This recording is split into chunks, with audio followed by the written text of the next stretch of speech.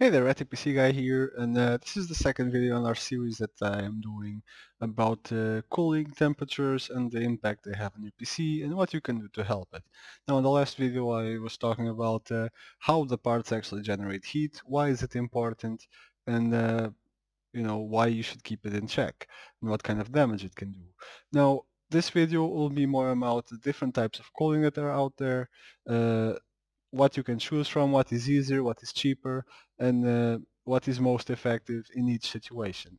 Now, there are two bigger categories of cooling that you have to keep in mind, and that is air cooling and that is water cooling. Now, both work in the same way. You have a metal plate that is in contact with the heat spreader, either on a CPU or GPU or whatever, and removes the heat from that component into either a heat spreader on and with a fin array with a fan on it, so that would be air cooling, or it releases into water, which then gets cooled off by the reverse of the process at the radiator, also via air moving through the radiator through a fan. Now, what are the advantages and disadvantages of each of those? Air cooling is a lot simpler, and in most cases, and a lot cheaper most of the time to do. It is also a good air cooler is also almost as effective as reasonable water cooling without as much of the headaches that water cooling can give you. While on the other hand, if you are a bit of a more enthusiast user that has higher end parts, water cooling, while more expensive, will probably provide better cooling than normal air cooling. Now there is something that has to be said, which is it goes about specifically on CPUs. There is something called deleting the CPU, which is basically removing the top layer, the heat spreader on top, because inside your CPU, between the actual CPU, the die, and the heat spreader on top, there is thermal conductive material called TIM, the thermal interface material, that conducts the heat from the CPU die onto the heat spreader on top. That heat spreader is then in contact with whatever cooling solution you have.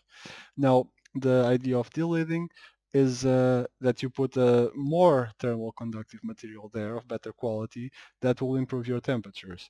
Now, that is very effective. It lowers your temperatures by several degrees, from anywhere between 6, 7 to 20 degrees of improvement. That is quite massive.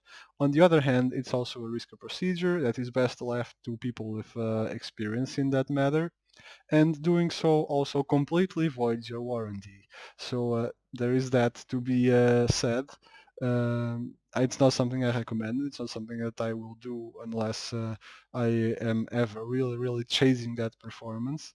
But it's out there. I don't recommend it for the beginner or intermediate user, but it's out there for the sake of information.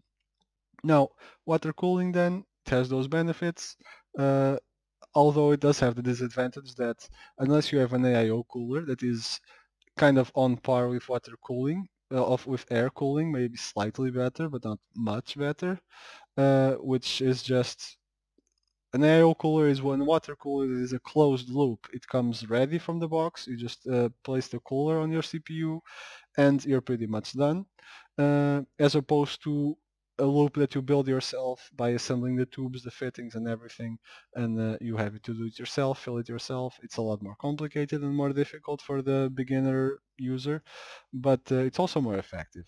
So yeah, that's the disadvantage, that if you're doing your own loop, then it will be a lot more complicated, and it will, while you would install an air cooler in a matter of 10 minutes or so, you would probably be several hours, or even several hours in placing your loop, but several days busy preparing and building it. So there is that to keep in mind.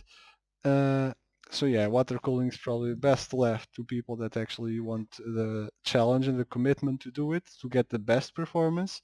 If you just want your PC to work at a reasonable level or even at a good level, I would stick to a good air cooler. It's a lot simpler and almost just as effective. What can you expect from cooling in particular? Well, in air cooling, to begin with, you'll have this metal plate at the bottom of the fan. This would be the complete fan. An example, some stock fans actually are flat. This one has the contact point, the cold plate at the bottom. This will sit against your CPU.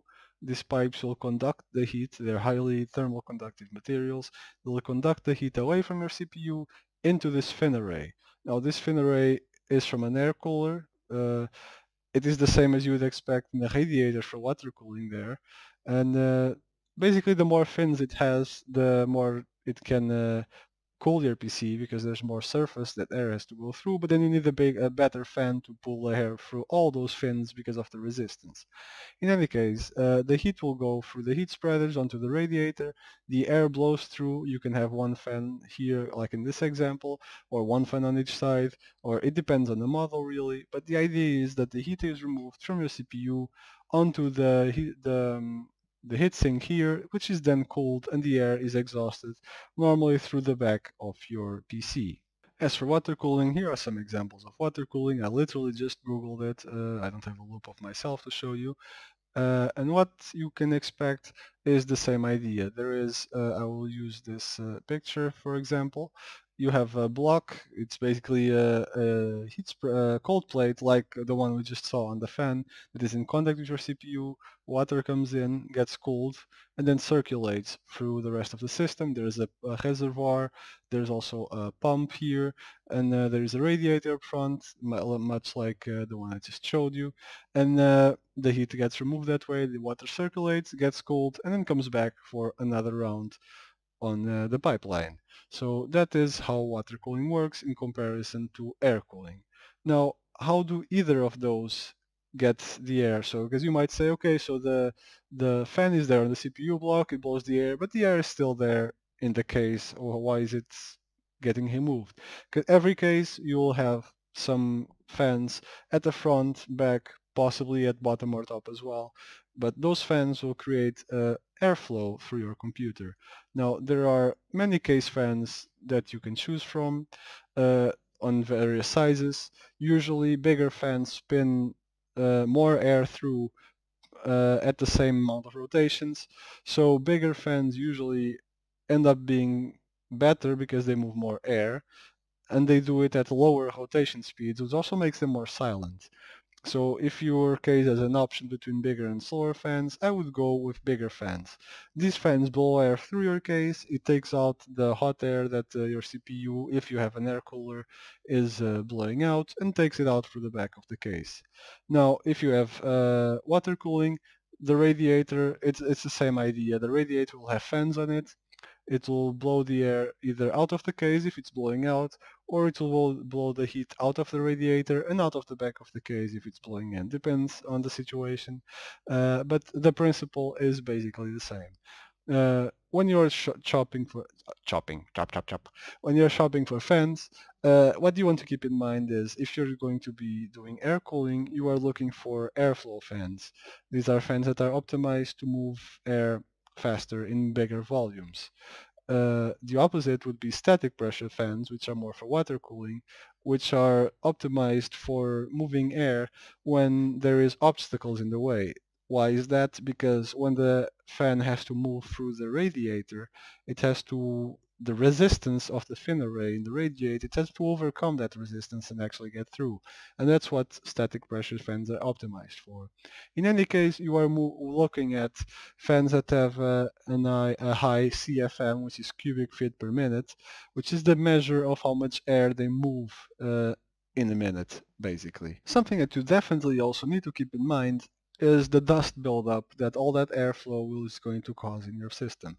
There's always the dust particles in the air, no matter how clean you keep your house. There's your own hair. There, if you have pets, there's going to be pet hair. There are all those things to keep in consideration. Now, why is that a problem? I will just show you a small example. It's kind of a worst case scenario, but you don't want to have your PC looking like this, because what is happening here, this is an older motherboard. It's not my picture, I might add. This is completely caked in dust. What happens is, this is supposed to be a heat spreader to get rid of the heat. and it's completely caked in dust. Now that dust is going to isolate the heat in there. Now the heat is going to get trapped, and in place of being released into the air to be flushed away by your fans, it's just going to get trapped in there, and your components just going to get hotter and hotter and hotter. So keeping a good case hygiene, if you would call it that, and clean your case out regularly. Now, what else can you do against the dust? Well, glad you asked. There's fan filters, which are basically a small film of mesh with holes in it that you can have before in front of your intake fans. And I say intake because the exhaust fans are just blowing stuff out. So if there's not dust inside to blow out, it's not going to matter, and the dust is not going to come in while air is getting blown out. So it's the intake fans that you really need to take care of, and put one of those filters in front of the fan so it catches at least part of the dust and particles going in. Um, some cases already have the filters in front of the fans by default, and since speaking of cases, the fans included in cases usually are not amazing unless it's a higher end case. So if you're having trouble with temperatures, it might be worth putting new fans in your case. Just mentioning it. Anyway, side effect of those filters in case of the fans is that they also diminish the airflow going into your case. Why is that? Because it's more resistance that the air has to overcome when going in. So if you are building your own system and planning how many fans you're going to put here and where, uh, you want to account for that reduced airflow because of the filters. Speaking of filters and how many fans, this is a bit of a more on the advanced level of things, or intermediate, not even that advanced, but when planning out your fans and how many you need and how to prevent dust from building up, there is something called that you have to account for, as in it's called normally positive pressure, negative pressure, or neutral pressure. It's basically if you have more air going in than going out, it's going to help keep your system dust free, because things like the little gaps around where your graphics card is or your CD drive, tiny little holes in your case, if you have more air going in, that excess air, filtered air, hopefully, is going to be blown out of those little holes. If you have more air going out, or well, more pressure of air going out than going in because you have more exhaust fans than intake fans, uh, there's going to be air being sucked in through those holes. Those holes are not filtered, so there's going to be dust coming in there, and it's going to, well, make your system dirtier faster. Now there have been a bit inconclusive tests being done on that show that there is not a massive amount of difference, but from a theoretical point of view, it does make sense. So that is something that I am for, and on my personal experience, all my intake fans are filtered, and I try to keep positive pressure, so more intake than exhaust, and I cannot say that my system has a lot of dust. So that is my personal experience, and my recommendation to you: try to have more intake than you have exhaust. Now, this is about it for my basics of cooling video.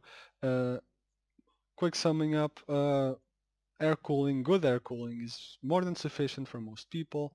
The disadvantage, one of other disadvantage of air cooling that I forgot to mention, is that air cooling or air coolers are a lot bulkier than water cooling, be it an AIO or a custom loop. So if you have a big good air cooler, it's going to be a bulky thing on top of your CPU. And if you have a case or that has like an acrylic panel on the side that you can look at the components, usually does not look great. So there's also the aesthetic part of it. In any case, for the average user, air cooling is more than enough. For the more advanced user that runs more demanding applications and programs or gaming, air cooling is still enough, but you probably want a better air cooler. For the really hardcore enthusiasts, water cooling is the way to go, be it AIO, or if you really are into building, probably a custom loop is your thing. But there are also the difficulties that come with it. Uh, Next up, on the next video, I will be going a bit further in detail in water cooling, what parts you need, what they do, why you need them, all that sort of stuff. For air cooling, I think I have said enough. Without going into brands and picking brands and what do I recommend, I think I've said enough about air cooling that you have an idea about what it is, so I'll be dedicating my next video to water cooling and a bit of a basic overview of that. So this has been Attic PC Guy. Keep your temperatures in check, and I'll see you next time.